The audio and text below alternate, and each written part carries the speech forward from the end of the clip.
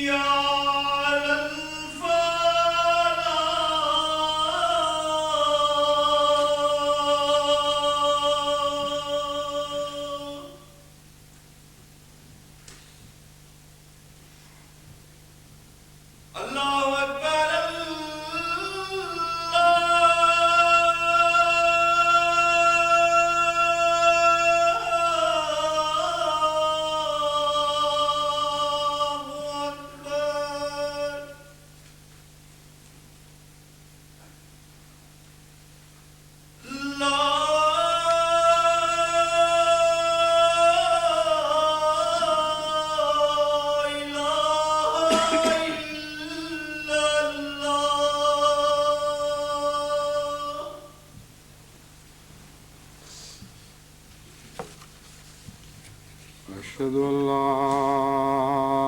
إله إلا الله وحده لا شريك له وأشهد أن محمدا عبده ورسوله أما بعد فأعوذ بالله من الشيطان الرجيم بسم الله الرحمن الرحيم الحمد لله رب العالمين الرحمن الرحيم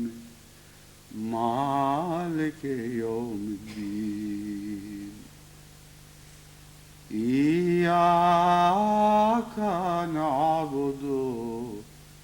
وإياك نستعين اهدنا الصراط المستقيم صراط الذين أنعمت عليهم غير المغضوب عليهم ولا الضالين۔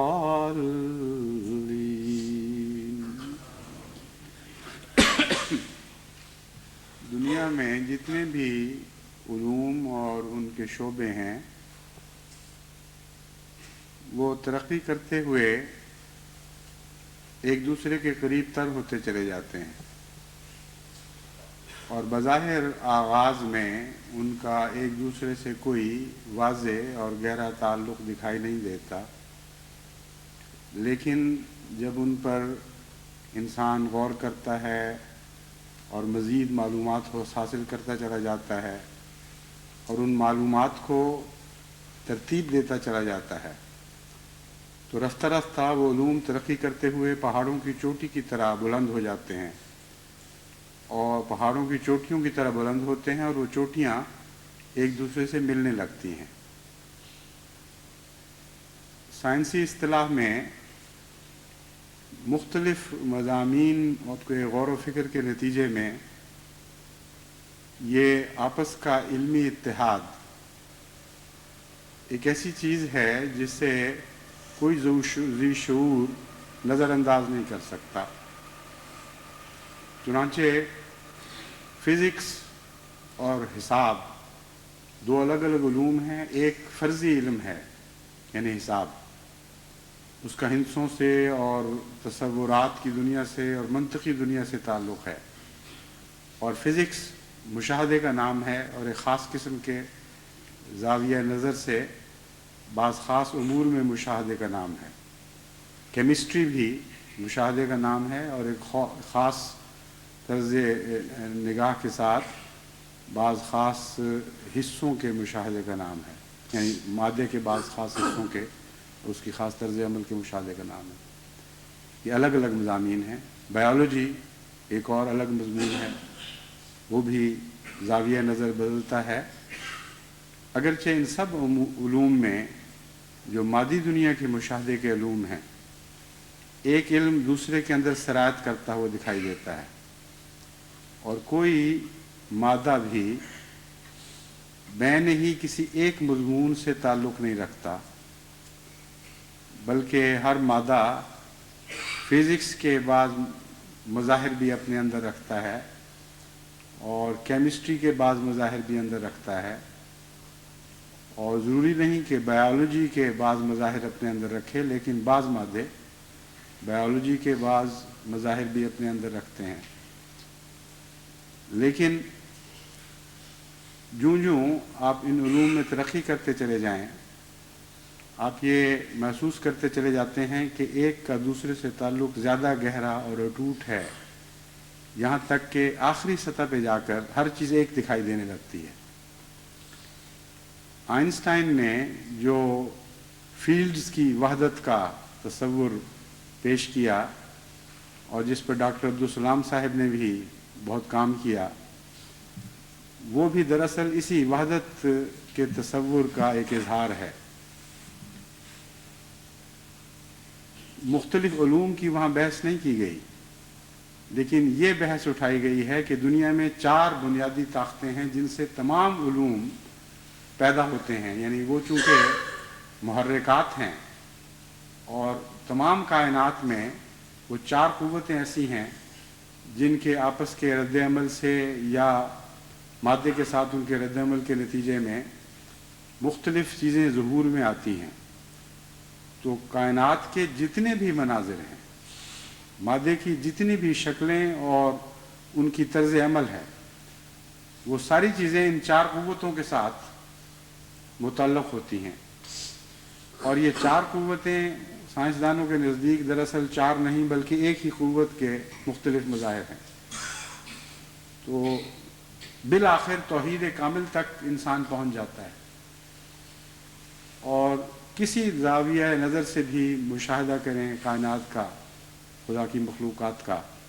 بالآخر توحید تک پہنچنا ایک لازمی امر ہے۔ ان کو ابھی رستے معلوم نہیں ہو سکے کہ چار قوتوں کے 3 ہونے کی سمجھ تو آ چکی ہے، 3 کے 2 ہونے کی ابھی نہیں آئی، 2 ایک کیسے سمجھی جائیں گی اس کا بھی ابھی تک پتہ نہیں چلا، لیکن یہ یقین ہے کہ آخری صورت میں ایک ہی قوت ہے جو کار فرما ہے، باقی سب اس کے مختلف مظاہر ہیں۔ دینی علوم میں بھی یہی حال ہے، دین کی ہر شاخ، دین کا ہر پہلو اگر آپ نظر غائر سے دیکھیں، تدبر اور فکر کی نگاہ سے غور کریں تو وحدت کی طرف لے کے جاتا ہے، اور اس میں بھی مختلف منازل آپ کو دکھائی دیں گی، مختلف مقامات مقامات ہیں اور درجے ہیں۔ جوں کوئی دینی علم یا کسی دینی شعبے کے علم کا آپ کو زیادہ ادراک ہوتا چلا جائے گا، زیادہ گہری نظر عطا ہوتی چلی جائے گی، آپ یہ دیکھیں گے کہ وہ آپ کو دراصل توحید کی طرف لے کے جا رہا ہے۔ سب سے اہم جو اسٹڈی کہنا چاہیے، یعنی اردو میں مطالعہ کہتے ہیں، سب سے اہم مطالعہ تقویٰ کا ہونا چاہیے، کیونکہ تقویٰ سارے دین کی جان ہے، اور تقویٰ خود اس وحدت کا نام ہے جو دینی علوم بالآخر اختیار کرتے ہیں۔ کوئی دینی علم کا شعبہ ایسا نہیں جو بالآخر آپ کو تقویٰ تک نہ پہنچائے، اور تقویٰ آپ کو لازماً وحدت کی طرف لے کے جاتا ہے، اور جو تقویٰ ترقی کرتا ہے غیر اللہ کے تمام نشان مٹاتا چلا جاتا ہے، اور بالآخر خدا واحد کے سوا اور کوئی کائنات میں چیز باقی نہیں رہتی۔ اس لحاظ سے حضرت اقدس مسیح موعود علیہ الصلوۃ والسلام نے تقویٰ پر اتنا زور دیا ہے کہ جہاں تک میرا علم ہے تمام گزشتہ علماء اور فقہاء نے مل کر بھی تقویٰ پر اتنا زور نہیں دیا جتنا حضرت اقدس مسیح موعود علیہ الصلوۃ والسلام نے اپنی 80 سے کچھ زائد کتب میں تقویٰ کے مضمون پر زور دیا،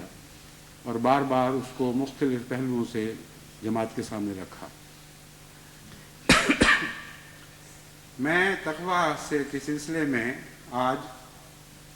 ایک خاص نقطۂ نگاہ سے 2-3 امور آپ کے سامنے رکھنا چاہتا ہوں۔ تقویٰ ایک تو وہ ہے جو دینی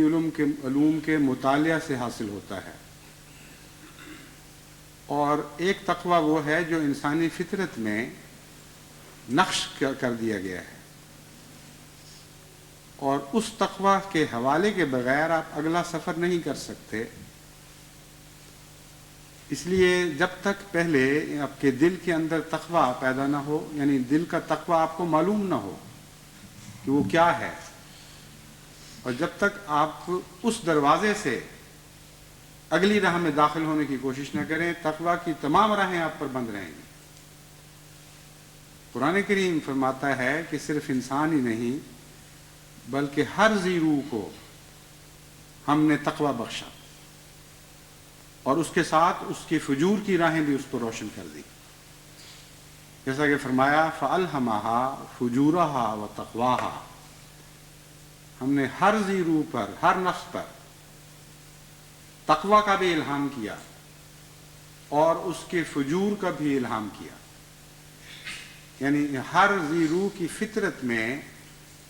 تقویٰ کی راہیں بھی نقش کر دی گئیں جو انمٹ ہیں، اور فجور کا علم بھی نقش کر دیا گیا جو انمٹ ہے۔ اس میں انسان مخصوص اور الگ نہیں ہے، بلکہ دراصل انسان کو تقویٰ کے جس مقام تک خدا نے پہنچایا ہے اس کے لیے ایک بہت لمبا تیاری کا سفر تھا، جو حیوانی زندگی کے ذریعے انسان نے اپنی ادنا حالتوں میں اختیار کیا، اور پھر جب انسان کے مقام تک زندگی پہنچی تو اس وقت تک یہ تقویٰ نہ صرف گہری طور پر نقش تھا بلکہ ترقی کرتا رہا ہے اور وسیع تر ہوتا چلا گیا ہے، اور اس کو عام دنیا کی اصطلاح میں عقل کہا جاتا ہے، اور عقل اور سچائی ان دو کا جو جوڑ ہے، ان دو کا ایک دوسرے کے ساتھ جو گہرا رابطہ ہے اور ایک دوسرے سے ترقی کرتے ہیں، یہی مضمون ہے جو انسانی زندگی تک پہنچ کر خوب کھل کر روشن ہو جاتا ہے۔ حیوانی زندگی میں بھی یہ مضمون کار فرما ہے، لیکن باشعور طور پر نہیں، سوائے بعض استثنائی مثالوں کے۔ انہیں بھی ان صورتوں میں بھی ہم یہ نہیں کہہ سکتے کہ بالارادہ طور پر کسی جانور نے جھوٹ بولا ہے، مگر حیوانی دنیا میں آپ کو بعض استثنائی صورتوں کے جہاں جھوٹ کا دھوکہ معلوم ہوتا ہے، جانوروں کی دنیا میں آپ کو کہیں جھوٹ دکھائی نہیں دے گا۔ اور جانوروں کی دنیا میں جو تقویٰ ان کی فطرت پر رسم ہے، خدا تعالیٰ کی طرف سے مرتسم ہو چکا ہے، اس کی مثالیں زندگی کے ہر شعبے میں ہر طرف بکھری پڑی ہیں اور بے انتہا ہیں۔ تقویٰ سے مراد ہے جو چیز یہاں اس اصطلاح میں کہ جو چیز تمہارے لیے بہتر ہے اس کو اختیار کرو، جو چیز تمہارے لیے بد ہے اس کو چھوڑ دو، جو چیز تمہارے لیے مفید ہے اسے لے لو، جو چیز تمہارے لیے مضر ہے اس سے اجتناب کرو۔ اب آپ یہ دیکھیں کہ بے شمار زندگی کی قسمیں ہیں جن میں جراثیم ہی اتنے زیادہ قسموں کے ہیں کہ ان کا کوئی آپ شمار نہیں کر سکتے،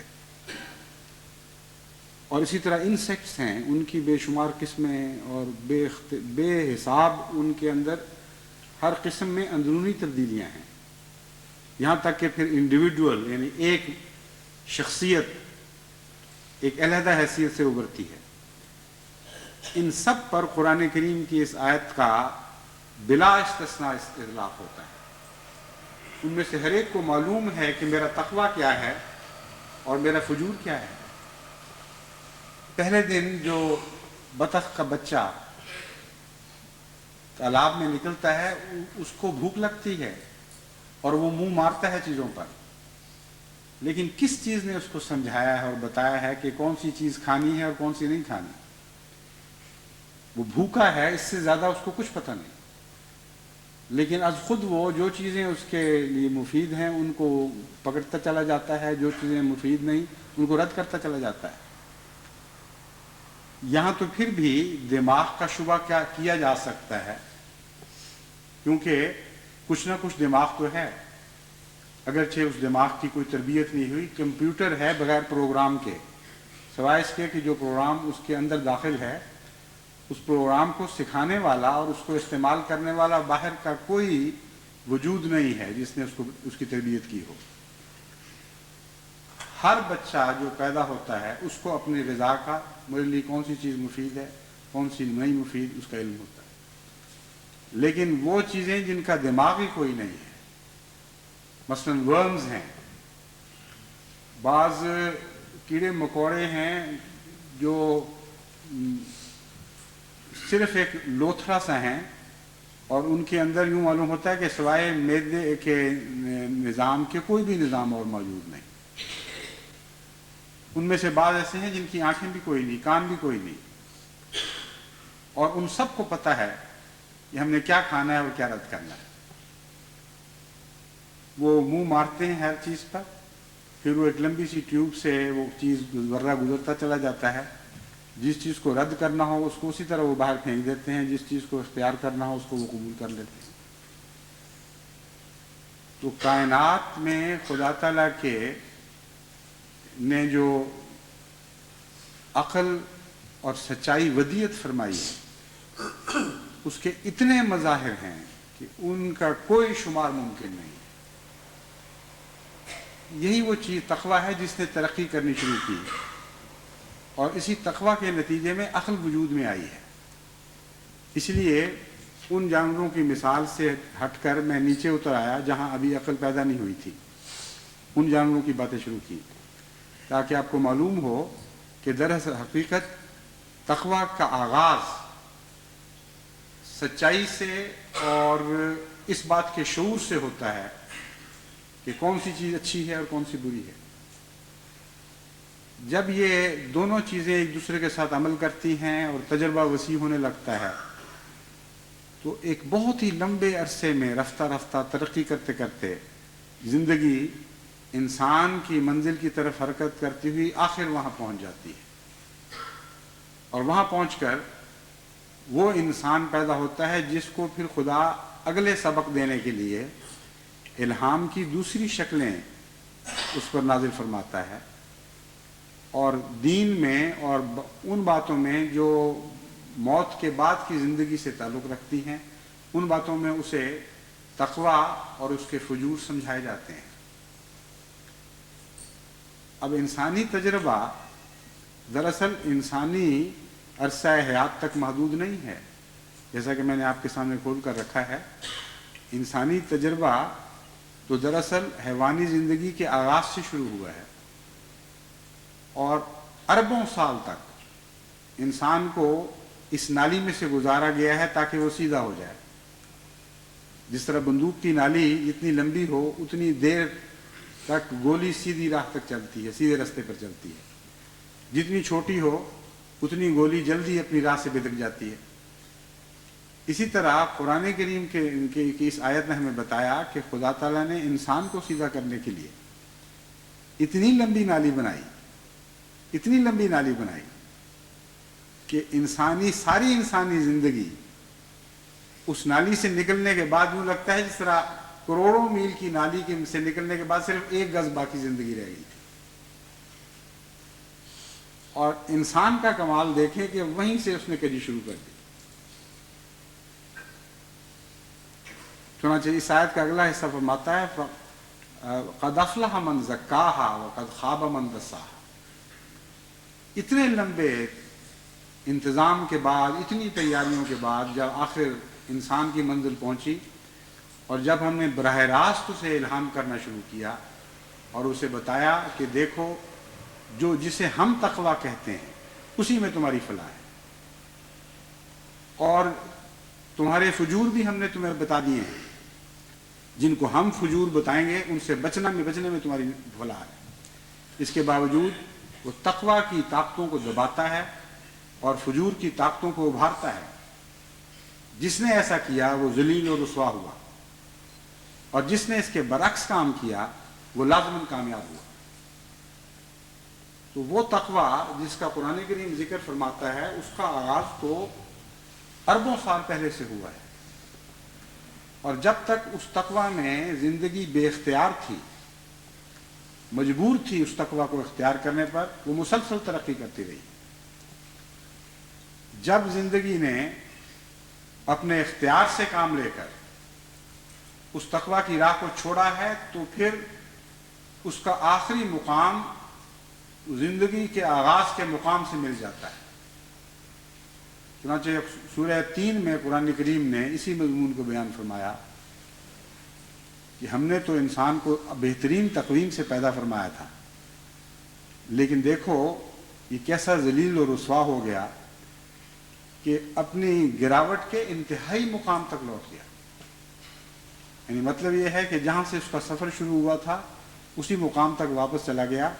جو کچھ سیکھا تھا سب کچھ بھلا دیا۔ اس لیے تقویٰ کا لفظ کوئی معمولی لفظ نہیں ہے،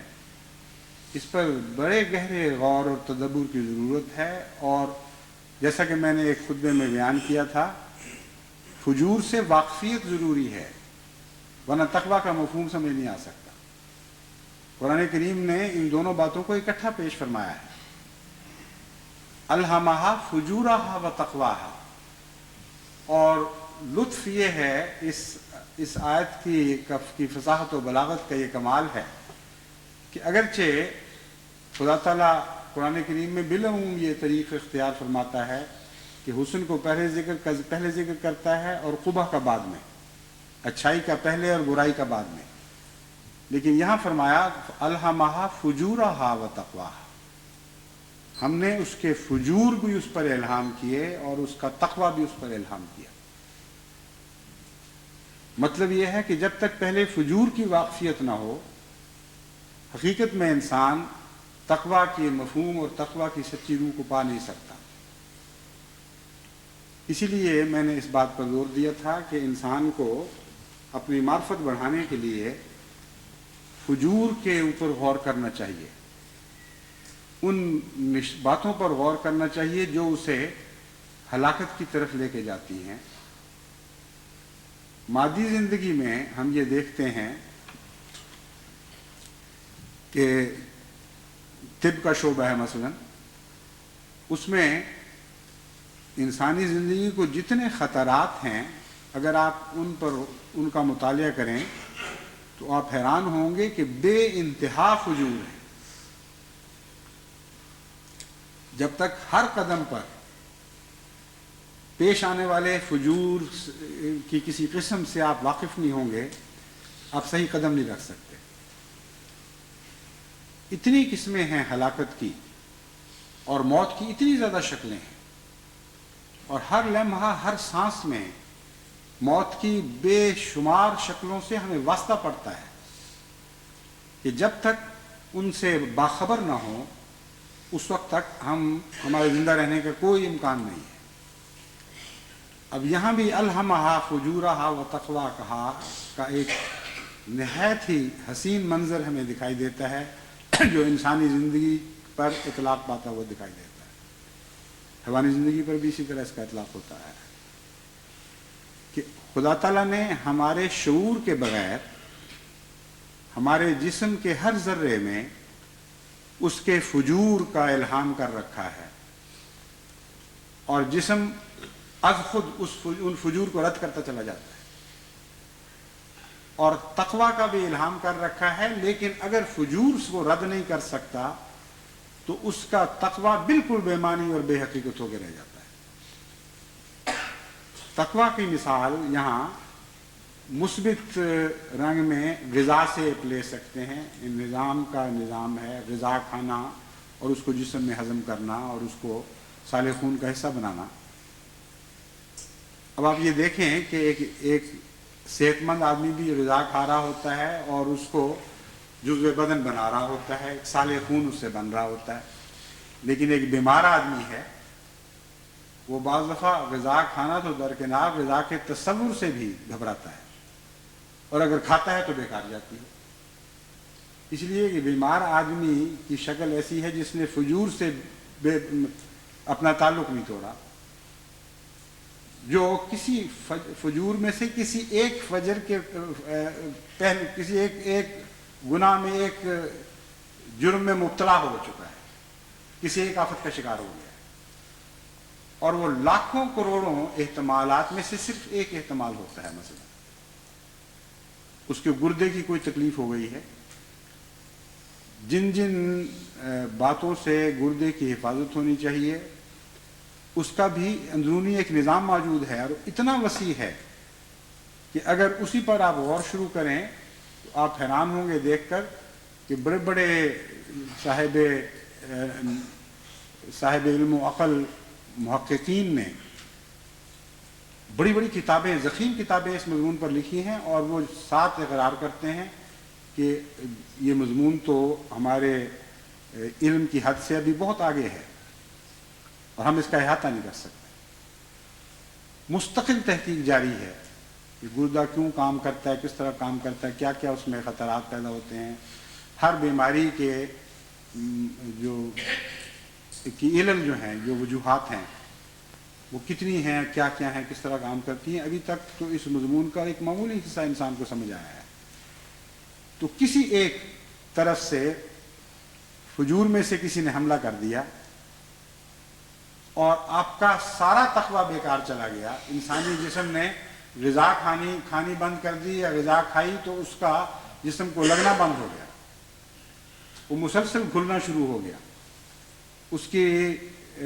وہ غذا کے حصے جو جزو بدن بن چکے تھے وہ بھی پگھل پگھل کر باہر آنے لگ جاتے ہیں۔ ایک بیماری سے، گردے کی ایک بیماری سے یا خون جاری ہونا شروع ہوتا ہے تو آپ کسی طرح اس کو بند نہیں کر سکتے، ڈاکٹر آ جاتے ہیں، آپریشن کرتے ہیں، پھر بھی چارہ نہیں ہوتا، یہاں تک کہ انسان کئی بیمار اچھے بھلے پیدا ہوئے خون کو بھی گردے کے ذریعے کھو دیتے ہیں، جس کا کام تھا کہ فجور کو باہر نکالے اور تقوی کو سنبھالے. تو خود چونکہ فجور میں مبتلا ہوا اس لیے اب اس کام کا اہل نہیں رہا. اس بیماری کی تفصیل یہ بنتی ہے کہ وہ گردہ جس کو خدا نے فجور کو یعنی ٹاکسنز کو نکالنے کے لیے اور تقوی کو سنبھالنے کے لیے پیدا فرمایا تھا، وہ خود بیمار ہو گیا اور اس نے ٹاکسنز کو سنبھالنا شروع کر دیا اور تقوی کو نکالنا شروع کر دیا. البیومینوریا کی بیماری ہوا کرتی ہے جس میں انسانی جسم کی البیومن نکلنی شروع ہو جاتی ہے پیشاب کے راستے. وہ بھی یہی چیز ہے. بعض ایسی بیماریاں ہیں ان میں نیفرائٹس کے نتیجے میں جو پیدا ہوتا ہے البیومینوریا، تو اس کا کوئی علاج ڈاکٹر کہتے ہیں ہمارے پاس نہیں. اور ایسی صورتوں میں گردہ ہمیشہ برعکس کام کرتا ہے اس چیز کے کہ فجور کی حفاظت کرتا ہے اور تقوی سے بچتا ہے. انسان بھی جو فجور کا شعور کھو دیتا ہے اس کا یہی حال ہو جاتا ہے، اور اس کا تقوی بھی ختم ہو جاتا ہے. اور بسا اوقات بالکل یہی نظارہ آپ انسانی زندگی میں دیکھیں گے کہ وہ تقوی سے بھاگتا ہے اور فجور کو اپنا لیتا ہے. قرآن کریم نے اس کی مثال بیان فرمائی، فَمَا لَهُمْ عَنِ التَّذْكِرَةِ مُعْرِضِينَ كَأَنَّهُمْ حُمُرٌ مُسْتَنفِرَةٌ فَرَّتْ مِنْ قَسْوَرَةٍ. فَمَا لَهُمْ عَنِ التَّذْكِرَةِ مُعْرِضِينَ، کیا ہو گیا ہے ان لوگوں کو، کیسے پاگل اور بیمار ہو گئے ہیں کہ نیک باتوں اور نصیحتوں سے بھاگ رہے ہیں. کَأَنَّهُمْ حُمُرٌ مُسْتَنفِرَةٌ، گویا یہ بدکے ہوئے گدھے ہیں، فرت من قسورہ، جو شیر کو دیکھ کر دوڑے. تو جیسا کہ میں نے انسانی بدن کے ایک جز کی مثال آپ کے سامنے رکھی ہے، جب یہ بیماری روحانی طور پر انسانوں میں پھیلتی ہے تو بالکل یہی نظارہ پیدا ہوتا ہے کہ وہ تقوی کی باتوں سے دوڑتے ہیں اور گھبراتے ہیں اور متنفر ہو جاتے ہیں. عمر مستنفرہ بہت ہی خوبصورت مثال قرآن کریم نے بیان فرمائی اور ساتھ گدھا کہہ کر یہ بتا دیا کہ ان کی عقلیں ماری جاتی. عقل جیسا کہ میں نے بیان کیا تھا دراصل تقوی اور فجور کے احساس کے ملنے سے، فجور کے علم اور شعور کے ملنے سے پیدا ہوتا ہے، اور سچائی کے بغیر کوئی تقوی نصیب نہیں ہو سکتا. اس مضمون کو آپ آگے بڑھاتے چلے جائیں تو آپ حیران ہوں گے کہ یہی مضمون آپ کو منزل بمنزل ہاتھ میں ہاتھ لے، آپ کا ہاتھ پکڑ کر آپ کو آگے اور مزید آگے بڑھاتا چلا جائے گا. ایک کے بعد دوسری چوٹی آپ سر کریں گے یا روحانی دنیا کی، یہاں تک کہ آپ محسوس کریں گے کہ آپ رفتہ رفتہ توحید خالص کی طرف بڑھ رہے ہیں. میں نے ایک پچھلے خطبے میں ایک دوسری آیت آپ کے سامنے رکھی تھی جس میں لفظ فرار استعمال ہوا ہے. وہاں یہ فرمایا گیا تھا فروا الی اللہ، اللہ کی طرف دوڑو.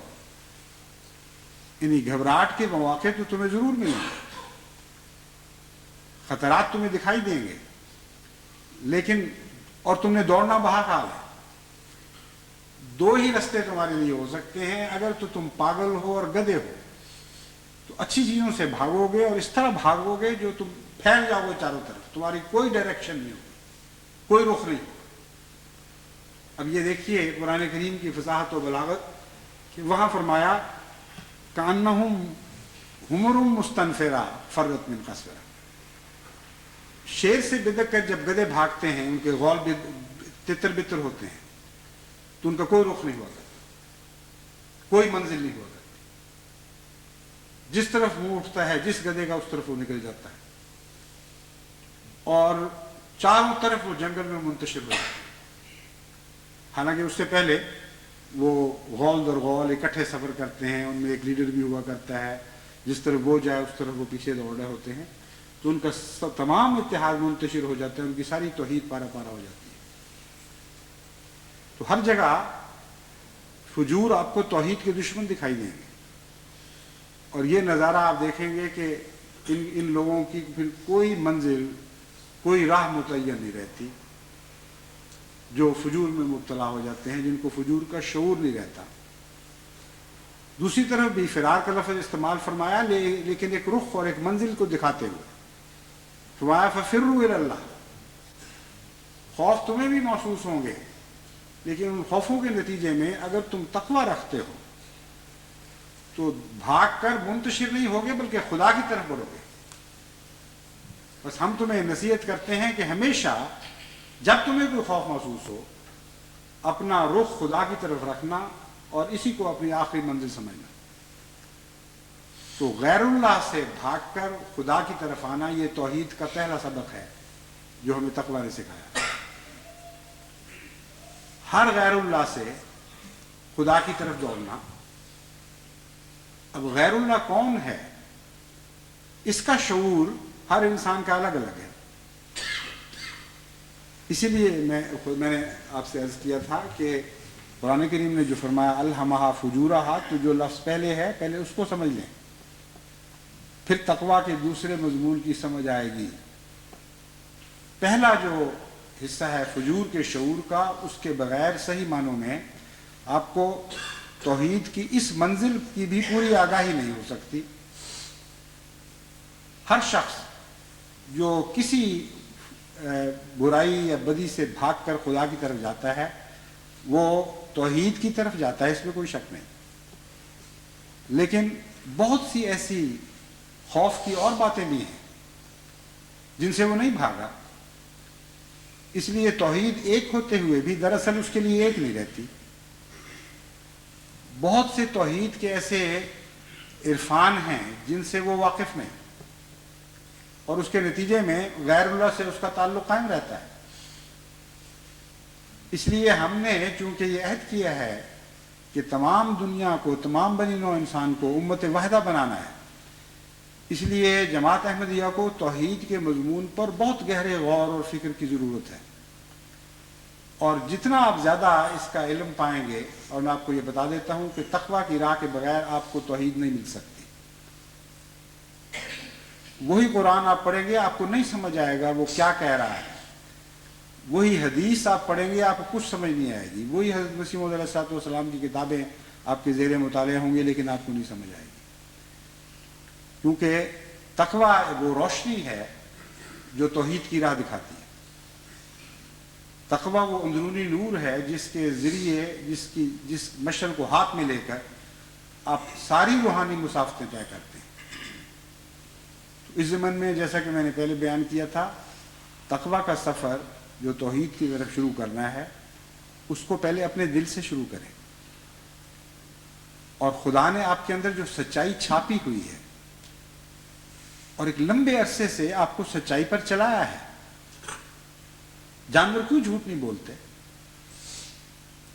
جو کچھ ہے وہی بیان کرتے ہیں، وہ ناراض ہیں تو ناراض ہوں گے، خوش ہیں تو خوش ہوں گے، ان کے اندر کوئی منافقت نہیں پائیں گے۔ اتنا لمبا عرصہ خدا نے بیکار تو نہیں ان چیزوں کو اس طرح پیدا کیا تھا، بیکار تو نہیں اس منزل پر چلایا تھا۔ اولو الالباب کے متعلق خدا فرماتا ہے جب وہ غور کرتے ہیں کائنات کی ان چیزوں پر کہ تو بے اختیار پکار اٹھتے ہیں، ربنا ما خلقت ھذا باطلا سبحانک فقنا عذاب النار۔ بس اس بات پر آپ غور کریں کہ اگر جانور سچے نہ ہوتے اور جانوروں کا رخ فجور کی، تقویٰ کی بجائے فجور کی طرف ہوتا، تمام ایوولوشن کے راستے بند ہو جاتے۔ اس وقت سے پھر ارتقاء کا کوئی سوال باقی نہیں رہتا تھا،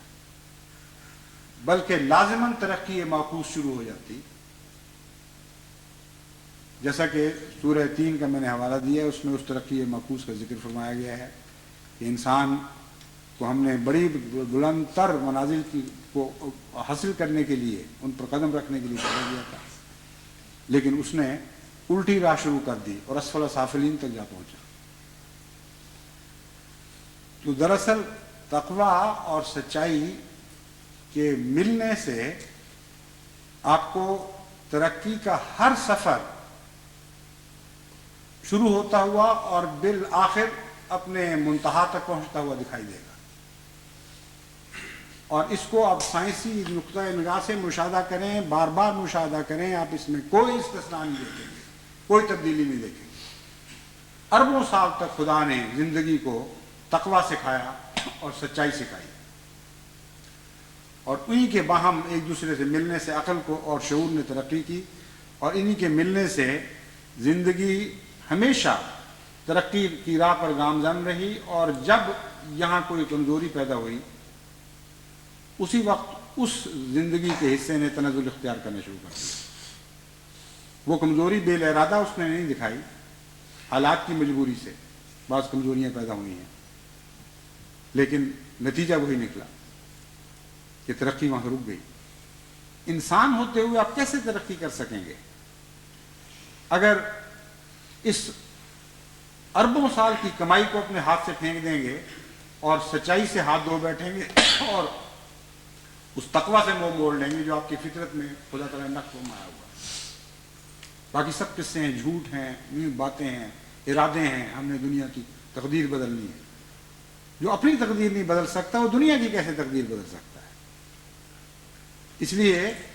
حقائق کی دنیا میں اتریں، خوابوں کی دنیا میں نہ رہیں۔ بہت بڑے بڑے کام جماعت احمدیہ نے کرنے ہیں، اور بفضل ہی تعالیٰ جماعت احمدیہ اس کے لیے پیدا کی گئی، اور خدا تعالیٰ آپ کو نہیں چھوڑے گا جب تک ان کاموں کے اہل نہیں بنا دیتا، کیونکہ اس نے اپنے انبیاء سے وعدے کر رکھے ہیں کہ آخرین میں وہ جماعت پیدا ہوگی جو دین محمد مصطفیٰ صلی اللہ علیہ وآلہ وسلم کو تمام ادیان پر غالب کر دے گی۔ ہماری خاطر نہ سے ہی ان پیارے منہوں کی خاطر جن سے خدا نے یہ وعدے کیے ہیں، وہ ضرور جماعت کو منزل تک پہنچائے گا، لیکن اس منزل تک پہنچنے کے لیے ہم سب کو محنت کرنی پڑے گی، ہم سب کو اس میں حصہ لینا پڑے گا، جہاں فشانی کے ساتھ، محنت اور خلوص کے ساتھ، اور اس کا آغاز اپنے نفس سے کرنا ہوگا۔ یہ سفر ورنہ نہیں آگے بڑھ سکتا۔ اس لیے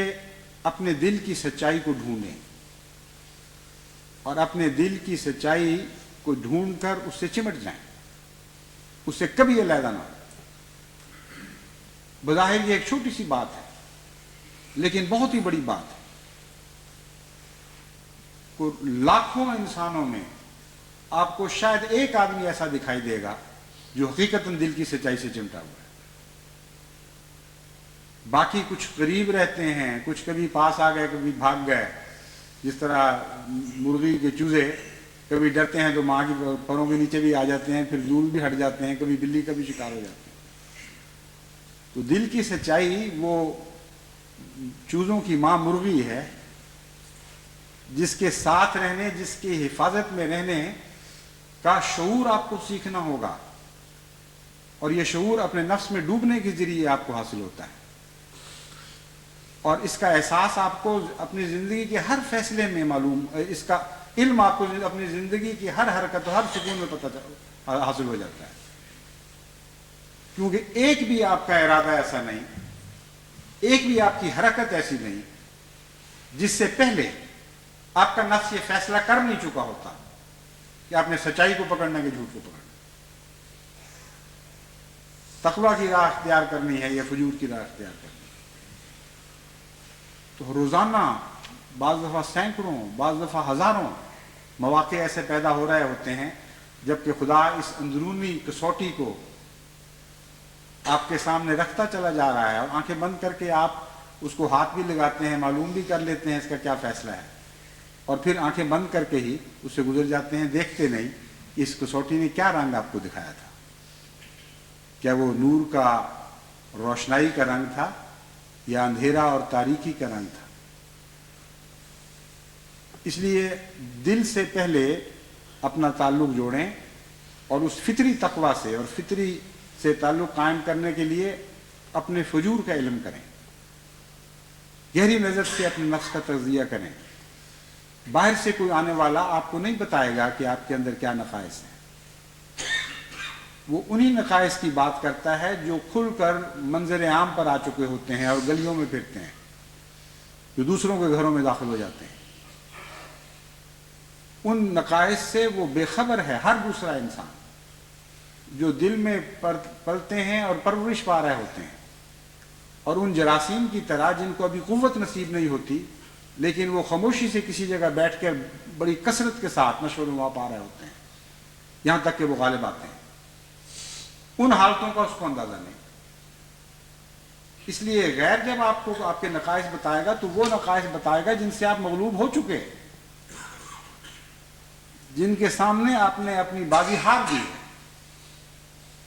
وہ نقائص جن سے آپ کی جنگ جاری ہے اس کا تو خدا اور خدا کے فرشتوں کے سوا جو اس بات پر مقرر ہیں کسی کو کچھ علم نہیں. ہاں آپ کو علم ہو سکتا ہے کیونکہ خدا فرماتا ہے الہمہا فجورہا و تقواہا. اگر کوئی انسان چاہے تو ہم یقین دلاتے ہیں کہ ہم نے الہام کیا ہے اس کے اوپر، ہم نے اس کو باخبر کر دیا ہے. بل الانسان علی نفسہ لبصیرۃ ولو القی معاذیرہ. خبردار انسان اپنے اندرونے سے خوب واقف ہے. ولو القی معاذیرہ، خواہ کتنے بڑے بڑے ادھر ہی وہ تراش کے پیش کرے کہ نہیں مجھے تو کچھ پتہ نہیں تھا، مجھ سے تو یہ بات یوں ہو گئی، مجھ سے تو یہ بات یوں ہو گئی. جب خدا فرماتا ہے کہ ہم نے سب کچھ تمہیں بتا دیا ہے تو پھر خدا اور اس کے مقرر کردہ فرشتوں کے بعد ہر انسان کو اپنے فجور کا پتہ ہے اور اس کے غیر کو اس کا کچھ پتہ نہیں. اس لیے وہاں سے کام شروع کریں جہاں ابھی آپ کے اختیار میں ہے. جب یہ جراثیم غالب آ جاتے ہیں پھر تو آپ بخار میں مبتلا ہو جاتے ہیں، پھر تو آپ کو متلی کی شکایت ہو جاتی ہے، سر درد ہوتی ہے، جوڑ جوڑ ٹوٹتا ہے، ایسی کیفیت ہوتی ہے کہ آپ اپنے آپ کو سنبھال ہی نہیں سکتے. اتنے تھوڑے سے جراثیم جو جسم کے کسی ایک حصے میں اتنی مقدار میں موجود ہیں کہ ان کو عام کسی چیز پر تکڑی پر تولیں تو آپ تول بھی نہیں سکتے. خاص قسم کی وہ حص والی تکڑیاں ان کے لیے ایجاد کی جاتی ہیں اور وہ آپ پر غالب آئے ہوئے ہیں، سارے جسم کا حلیہ بگاڑ دیا انہوں نے. لیکن اگر پہلے پتہ چل جائے جب وہ ابھی داخل ہو رہے ہیں اور کام کر رہے ہیں، اس وقت اگر جسم ان کے خلاف رد عمل کر دے تو پھر ضرور ان پر وہ قابو پا سکتا ہے.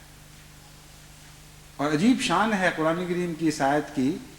کہ جسم کو ہر بیماری کا پہلے پتہ چل جاتا ہے، سوائے اس کے کہ کوئی جسم اپنی عادتیں بگاڑ کر خود اپنے فجور سے غافل ہونا سیکھ لے. ورنہ ہر انسانی جسم کو ان بیماریوں کے آغاز پر اس کا پتہ چل جاتا ہے. اس کے شعور کو پتہ نہ بھی ہو لیکن اس کے لاشعور کو پتہ چل جاتا ہے. بعض دفعہ لاشعور کو بھی کچھ پتہ نہیں ہوتا، لیکن وہ فوج جو خدا نے انسانی خون میں بنائی ہوئی ہے جس کا انسانی دماغ سے کوئی تعلق نہیں، اس فوج میں جو خدا نے الہام کیا ہوا ہے، اور وہ فوج ایسی ہے جس کی بے شمار چھاؤنیاں ہیں، بے شمار ان کی ریجیمنٹس ہیں جہاں وہ پیدا کی جا سکتی ہے، اور اچانک تھوڑے سے نوٹس پر لاکھوں کروڑوں اربوں کی تعداد میں خاص قسم کے سپاہی خاص قسم کے ہتھیاروں سے مسلح ہو کر ایک معین دشمن کے مقابلے کے لیے تیار ہو سکتے ہیں. ایسا زبردست انتظام. لیکن اس کے لیے شرط ہے الہمہا فجورہا، فجور کا پتہ ہونا چاہیے. بعض بیماریوں میں جب یہ نظام متاثر ہو جاتا ہے کہ فجور کا علم نہیں رہتا تو پھر انسان اس کا انسانی جسم کسی قسم کا اس کا مقابلہ نہیں کر سکتا. اور ایسی بھی بعض بیماریاں ہوتی ہیں جو اس الہام کے مقام پر جہاں وہ الہام نازل ہوا ہے فجور کا، اس حصے پر حملہ کر کے اس کو نقصان پہنچا دیتی ہے. بس اسی طرح انسانی تجارب میں اس کے روحانی معاملات میں بھی جس شخص کو ہم پکا گناہ گار کہتے ہیں، جس کو قرآن کریم کی اصطلاح میں کہا جاتا ہے کہ احاطت بہی اس کی برائیوں نے اس کا گھیرا ڈال لیا ہے، اس کا ترجمہ یہ ہے. ان لوگوں کے دماغ میں وہ رکھنا پڑ جاتا ہے کہ وہ آغاز کا معلوم ہی نہیں کر سکتے کہ کب حملہ ہوا ہے، کیسے ہوا ہے، کتنے حملہ آور ہیں اور ان کا دفاع کیسے کیا جائے گا. بس آپ کو اس کی بحیثیت ایک احمد باشعور مسلمان کے آپ کو ان قوتوں کو ضائع نہیں کرنا چاہیے، ورنہ آنکھیں بند کر کے بعض جرائم کرتے چلے جائیں یہاں تک کہ ضمیر کی آواز مر جائے بولتے بولتے تھک جائے، اس کا گلا بیٹھ جائے، وہ آپ کو متنبع کرتی رہے اور آپ اس کی طرف متوجہ نہ ہو،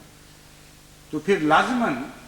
آپ کا وہ گناہ اس مقام تک آپ کو پہنچا دے گا جس کے متعلق قرآن کریم فرماتا ہے کہ ہاں اس کے سوا جس کی برائیوں نے اس کا گھیرا ڈال لیا،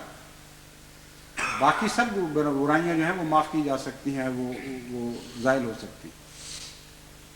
اور وہاں پہنچ کر انسانی دماغ پھر جاتا ہے، پھر اس کو پتہ نہیں لگتا مجھ سے ہو کیا رہا ہے۔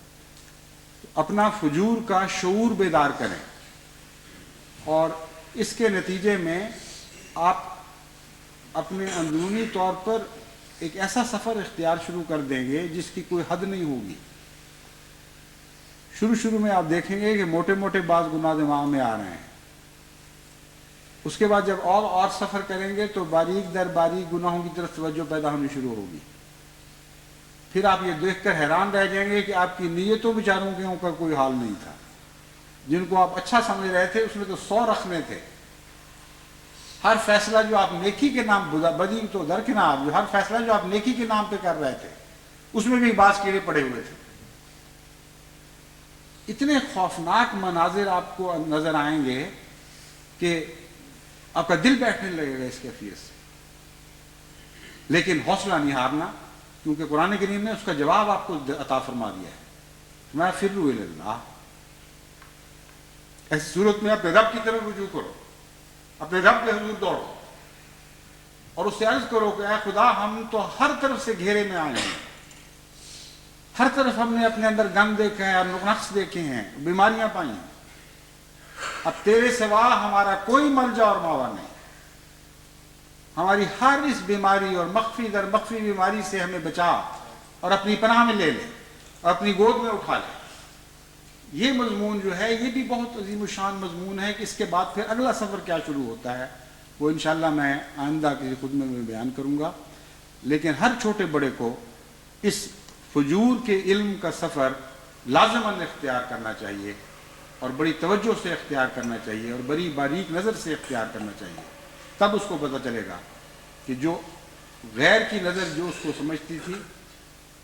اگر وہ بد سمجھتی تھی تو اس سے بہت زیادہ اس نے اپنے آپ کو بد پایا، اور اگر وہ نیک سمجھتی تھی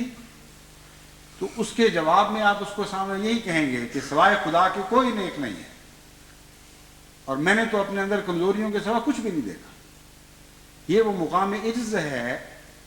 جس طرف یہ تقویٰ آپ کو لے کے جاتا ہے، اور جس کے بعد خدا کے سوا کوئی سہارا دکھائی نہیں دیتا، کوئی ذاتی نیکی آپ کے کام نہیں آ سکتی، اور یہ پہلا توحید کا سبق ہے جو انسان کو اس طرح میسر آتا ہے۔ اللہ تعالی ہمیں توحید کے اعلیٰ مطالب تک آگاہی بخشے اور اپنے فضل کے ساتھ ان بلند تر چوٹیوں کو سر کرنے کی توفیق عطا فرمائے، جن کی طرف اب ہم اس حالت میں دیکھیں تو اوپر دیکھتے ہوئے پگڑی گرتی ہے، اتنی دور کی مناظر دکھائی دیتی ہیں کہ یوں معلوم ہوتا ہے ہماری استطاعت ہی میں نہیں ہے کہ ہم وہاں تک پہنچ سکیں۔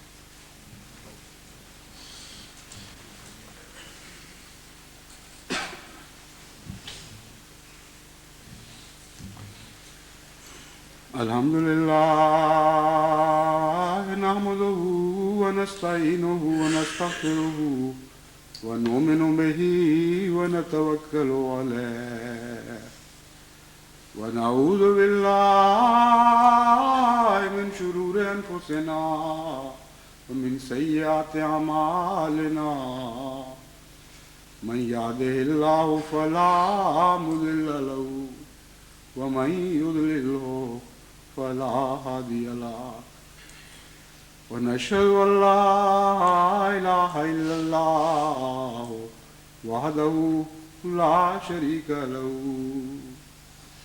ونشهد أن محمدا عبده ورسوله عباد الله رحمكم الله إن الله يأمر بالعدل والإحسان وإيتاء ذي القربى وينهى عن الفحشاء والمنكر والبغي يعظكم لعلكم تذكرون اذكروا الله يذكركم وادعوه يستجب لكم ولذكر الله أكبر.